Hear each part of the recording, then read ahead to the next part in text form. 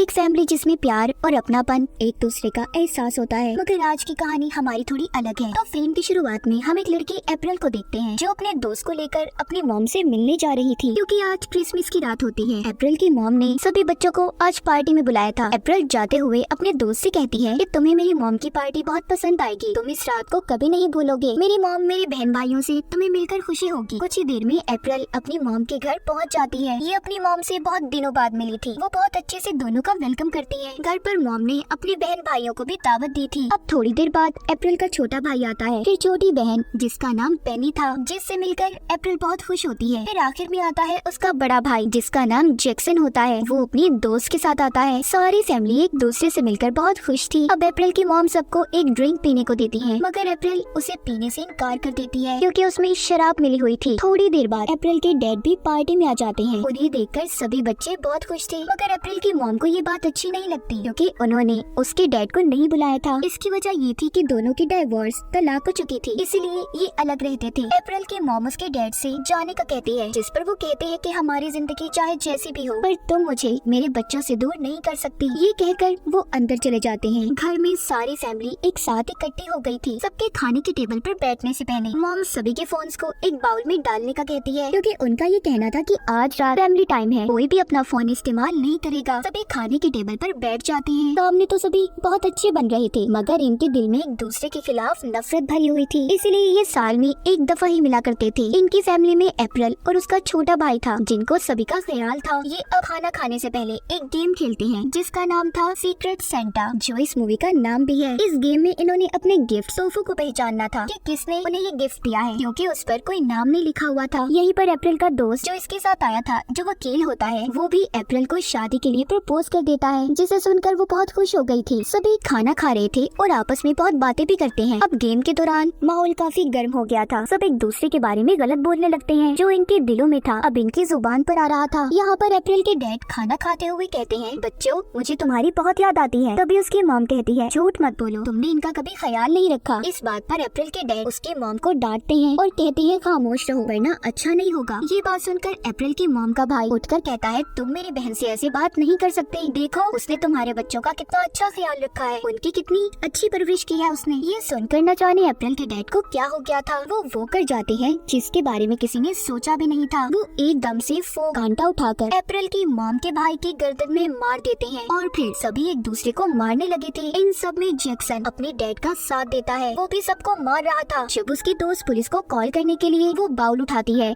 जिसमें मॉम ने सभी के फोन रखे थे, तो अप्रैल की छोटी बहन पेनी उस बाउल में पानी डाल देती है, जिससे सबके फोन खराब हो जाते हैं। अब ये लोग पुलिस को भी मदद के लिए नहीं बुला सकते थे। जब घर का नौकर अप्रैल के डैड को रोकने की कोशिश करता है, तो पीछे से जैक्सन ने आकर उस पर हमला कर दिया था। वो कहता है, तुमने मेरे डैड के साथ किया क्या है। जैक्सन गुस्से से भरा हुआ था। उसे देखकर किसी को भी समझ नहीं आता इसे हुआ क्या है। सब उसे रोकने की कोशिश कर रहे थे, तभी पीछे से आकर अप्रैल उसके सर में कोई चीज देकर मारती है, जिससे वो बेहोश हो गया था। अब ये सब अप्रैल के डैड, उसके भाई जैक्सन और मॉम के भाई को, जिसको अप्रैल के डैड ने मार दिया था, इन तीनों को एक कमरे में बंद कर देते हैं और साथ ही पेनी को भी इन्होंने कुर्सी से बांधकर बिठा दिया था, क्योंकि उसे भी बहुत गुस्सा आ रहा था। सब अब किसी तरह यहाँ पर मदद बुलाना चाहते थे। वो सोचते हैं कि क्या किया जाए। जब ये गाड़ी में जाकर मदद बुलाने जाते हैं, तो देखते हैं इनकी गाड़ी की चाबियाँ पेनी ने पहले ही छुपा दी थी। गाड़ी की चाबियाँ उसी कमरे में थी जिसमें ये बेहोश जैक्सन और डैड को बंद करके आए थे। अब ये आहिस्ता आहिस्ता उसी कमरे की तरफ बढ़ते हैं। जब ये दरवाजा खोलते हैं तो देखते हैं जैक्सन और अप्रैल के डैड पहले ही खिड़की तोड़कर यहाँ से जा चुके थे और साथ ही इनकी गाड़ी की चाबियाँ भी ले जाते हैं। अब अप्रैल नीचे आती है और पड़ोस में जाकर मदद बुलाने का कहती है, मगर कोई भी इसके साथ नहीं जाना चाहता था क्योंकि सब डरे हुए थे। तभी इसका वकील दोस्त जो इसके साथ आया था और जैक्सन की दोस्त दोनों जाने के लिए तैयार हो जाते हैं। ये तीनों मिलकर पड़ोस से मदद बुलाने चले गए थे। घर के अंदर अप्रैल की मॉम की बहन कहती है कि मुझे यहाँ पर आना ही नहीं चाहिए था, इस मनहूस घर में मैं जाना चाहती हूँ। वो कहते हैं कि जो भी मुझे मेरे घर तक पहुँचाएगा मैं उसे बहुत सारे पैसे दूंगी। ये सुनकर एक सर्वेंट लड़की तैयार हो जाती है कि तभी मॉम अपनी बहन की जब ये बातें सुनती है कि वो उसके घर को मनहूस कह रही है, तो मॉम उस पर टूट पड़ी थी और वो आपस में लड़ पड़ती है। अब सर्वेंट लड़की और उसके साथ एक नौकर मॉम की बहन को यहाँ से निकाल कर पैसे कमाना चाहते थे, इसीलिए ये दोनों दोबारा से उसी कमरे में गाड़ी की चाबियाँ ढूंढ घूमने चले जाते हैं। नौकर को चाबियां नजर आ गई थी, मगर ये उसके लिए सिर्फ एक ट्रैप था, उसे फंसाने का जाल जिसे अप्रैल के डैड ने किया था। अब वो नौकर चाबियां देखकर बहुत खुश होता है। जैसे ही वो चाबियां लेने आगे बढ़ता है, पीछे से अप्रैल के डैड आ गए थे। वो नौकर को एक पत्थर से इतना मारते हैं कि वो बेचारा मर गया था। उधर घर में अप्रैल की मॉम अपनी बहन के साथ खूब लड़ाई कर रही थी। वो एक दूसरे को जख्मी भी कर देती है। बाहर देखते हैं अप्रैल, उसका दोस्त और जैक्सन की दोस्त जो पड़ोसियों के घर में मदद मांगने गए थे। जब ये दरवाजा खटखटाते हैं तो एक कपल बाहर आता है। वो उनकी मदद करने के लिए तैयार हो गए थे कि तभी पीछे से जैक्सन ने आकर पहले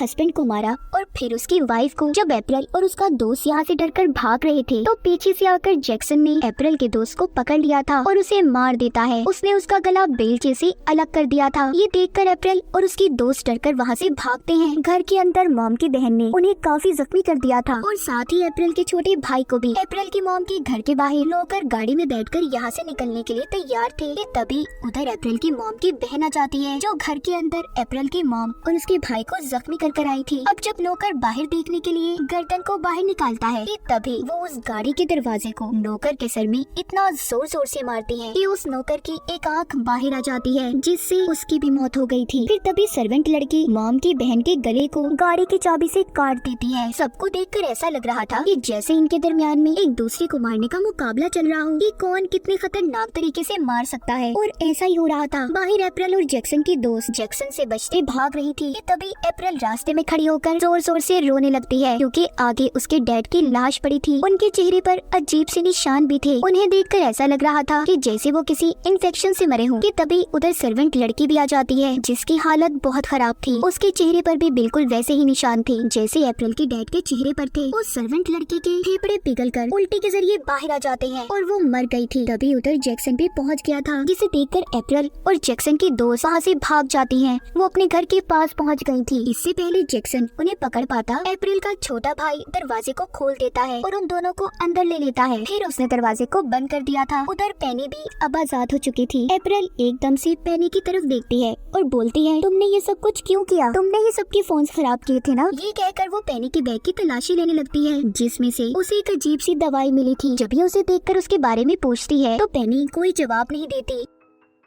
अब अप्रैल जबरदस्ती उसे वही ड्रिंक पिलाने की कोशिश करती है जो पार्टी के शुरू में इसकी मॉम ने सबको पिलाई थी, लेकिन वो उसे नहीं पीती। अब आखिरकार पेनी अप्रैल को बताती है कि हाँ, मैंने ही इस दवा को मिलाया था उसी ड्रिंक में जो तुम सबने पी। मैंने सुना था इस दवाई को पीने के बाद सबके दिल का सच उनकी जुबान पर आ जाता है, और मैं यही चाहती थी कि सब सच बोले ताकि जो भी गलत फहमी है वो हम लोगों के बीच में खत्म हो जाए। मैं नहीं जानती थी कि इस दवा को पीने के बाद लोग गुस्से से पागल हो जाते हैं और पागलपन में एक दूसरे का खून कर देते हैं। अप्रैल सुनकर कहती है, पेनी तुमने ठीक नहीं किया। लोग उस दवा को पीने के बाद पागल ही नहीं अंदर से भी मर जाते हैं, यानी कि उनके अंदर की चीजें गल सड़ जाती हैं। तभी जैक्सन भी अंदर आ गया था। तभी उसको रोकने की कोशिश कर रहे थे, मगर उससे बच पाना इतना आसान नहीं था, क्योंकि वो उसी ड्रिंक की वजह से गुस्से में पागल हो चुका था। मगर उसकी दोस्त पीछे से आकर उसकी गर्दन को इतनी जोर से मरोड़ती है कि उसकी मौत हो गई थी। सब कुछ ठीक होने ही लगा था कि तभी अप्रैल की मॉम नोकीली चीज को उठाकर जैक्सन की दोस्त के सर में घुसा देती है, जो उसके मुंह के अंदर से निकलकर आर पार हो गई थी। ये देखकर पेनी चाकू को उठाकर अपनी मॉम को कई बार मारती है, जिससे